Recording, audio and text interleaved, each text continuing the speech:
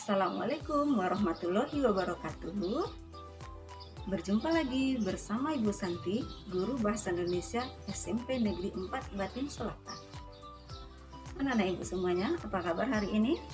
Mudah-mudahan kita semua dalam keadaan sehat walafiat. Oleh sebab itu, mari sama-sama kita menjaga kesehatan, menjaga pola makan, menghindari kerumunan, dan tetap memasker dimanapun kita berada. Baiklah, anak-anak Ibu semuanya, materi kita pada hari ini adalah menulis teks cerita pendek. Anak-anak Ibu, adapun kompetensi dasar kita pada hari ini adalah mengidentifikasi unsur pembangun karya sastra dalam bentuk teks cerita pendek. Indikator yang harus dicapai setelah mempelajari materi ini ada 3 hal. Yang pertama, mengidentifikasi unsur pembangun karya sastra dalam teks cerpen. Yang kedua, menganalisis unsur-unsur cerpen. Sementara yang ketiga, menjelaskan unsur-unsur pembangun cerpen. Anak-anak Ibu, tujuan pembelajaran kita kali ini yang pertama, siswa mampu mengidentifikasi unsur pembangun cerpen. Yang kedua, siswa mampu menganalisis unsur-unsur pembangun cerpen. Yang ketiga, siswa mampu menjelaskan unsur-unsur pembangun cerpen. Yang keempat, siswa mampu menyimpulkan struktur dan aspek kebahasaan dalam sebuah cerpen. Baiklah anak-anak Ibu, sekarang kita lanjutkan pada materi pembelajaran. Ada beberapa materi yang akan kita bahas pada pembelajaran kali ini. Yang pertama, kita akan membahas tentang pengertian cerpen. Yang kedua, nanti kita akan membahas tentang ciri-ciri umum cerpen. Yang ketiga, kita juga akan melihat bagaimana struktur cerpen. Dan yang keempat, kita lihat aspek kebahasaan dalam sebuah cerpen tersebut. Baiklah anak-anak Ibu, sekarang kita lanjutkan tentang materi definisi atau pengertian cerita pendek. Ada beberapa pendapat ahli tentang definisi cerpen. Yang pertama, menurut Burhan Nurgiantoro, dikatakan bahwa cerpen adalah sebuah cerita yang selesai dibaca dalam sekali duduk, kira-kira berkisar antara setengah sampai 2 jam. Sementara menurut HB Yasin, cerpen adalah sebuah cerita singkat yang harus memiliki bagian terpenting, yaitu perkenalan, pertikaian, dan penyelesaian. Sementara menurut JS Badudu, cerpen adalah cerita yang hanya menjurus serta terfokus pada satu peristiwa saja. Berikut adalah ciri-ciri umum teks cerpen. Yang pertama, jumlah kata lebih kurang 10.000 kata. Yang kedua, jalan ceritanya pendek. Yang ketiga, mengisahkan tentang kehidupan sehari-hari. Dan yang keempat, konflik cerpen berakhir penyelesaian. Kelima, alur ceritanya tunggal. Sementara yang terakhir, memiliki kesan yang mendalam. Baiklah anak Ibu, kita lanjutkan unsur-unsur yang membangun karya sastra. Dalam hal ini adalah cerpen. Yang pertama, ada unsur intrinsik. Yang kedua, ada unsur ekstrinsik.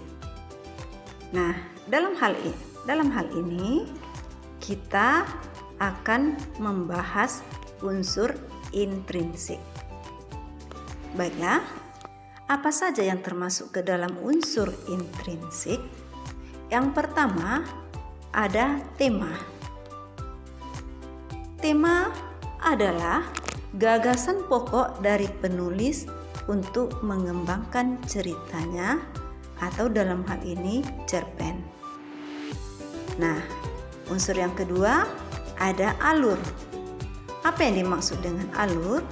Alur itu merupakan urutan peristiwa atau rangkaian peristiwa pada sebuah cerpen. Nanti anak-anak ibu akan bisa membedakan ya, mana yang termasuk alur maju, alur mundur, atau alur campuran. Dalam hal ini, alur itu kita bagi 3 seperti yang ibu sampaikan sebelumnya. Adapun unsur intrinsik yang ketiga adalah amanat. Apa yang dimaksud dengan amanat? Amanat itu merupakan pesan-pesan yang ingin disampaikan pengarang kepada pembacanya melalui cerita pendek. Nah, yang keempat ada latar. Nah, latar di sini adalah situasi, kondisi yang menggambarkan baik waktu, tempat, ataupun suasana yang ada dalam cerpen tersebut. Nah, yang kelima ada tokoh. Nah, tokoh ini merupakan pelaku yang terlibat dalam sebuah cerita. Kita lanjutkan Ananda. Unsur intrinsik berikutnya adalah sudut pandang. Nah, sudut pandang ini adalah titik di mana seseorang melihat objek karangannya.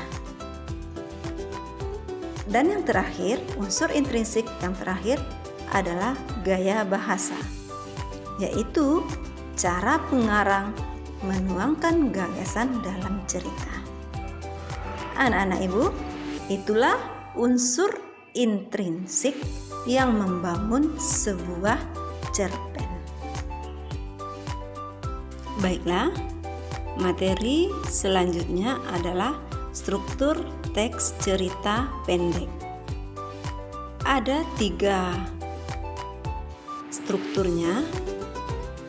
Yang pertama, orientasi. Anak ibu, apa yang dimaksud dengan orientasi?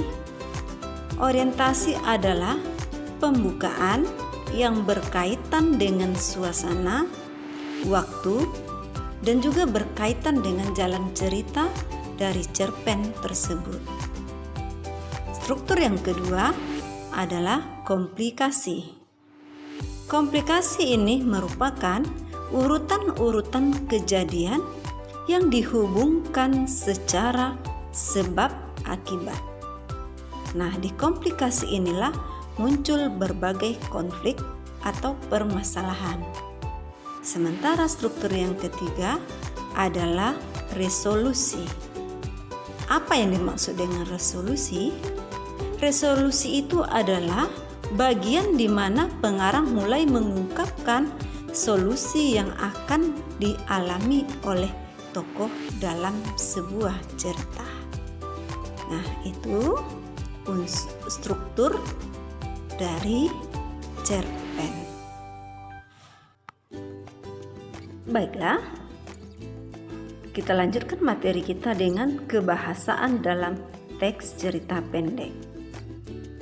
Bisa kita lihat beberapa aspek kebahasaan.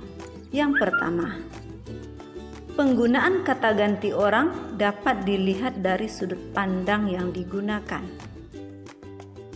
Yang kedua, penggunaan penanda yang menunjukkan keterangan waktu. Jadi dalam sebuah cerpen pasti ada penanda yang menunjukkan keterangan waktu. Yang ketiga, pemilihan kosakata atau penggunaan kata benda khusus.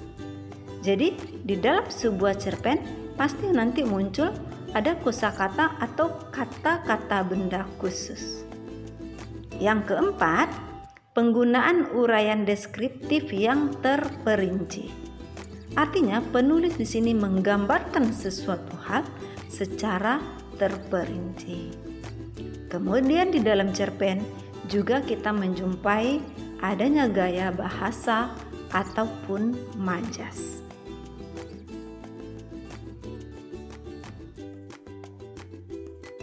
Baiklah, sebelum pembelajaran kali ini kita akhiri, ada beberapa hal penting yang harus kita simpulkan. Yang pertama, cerpen adalah sebuah karya sastra yang singkat, berkisar 10 halaman atau 10.000 kata, yang mengisahkan satu persoalan pada tokoh tanpa adanya perubahan nasib terhadap tokoh tersebut.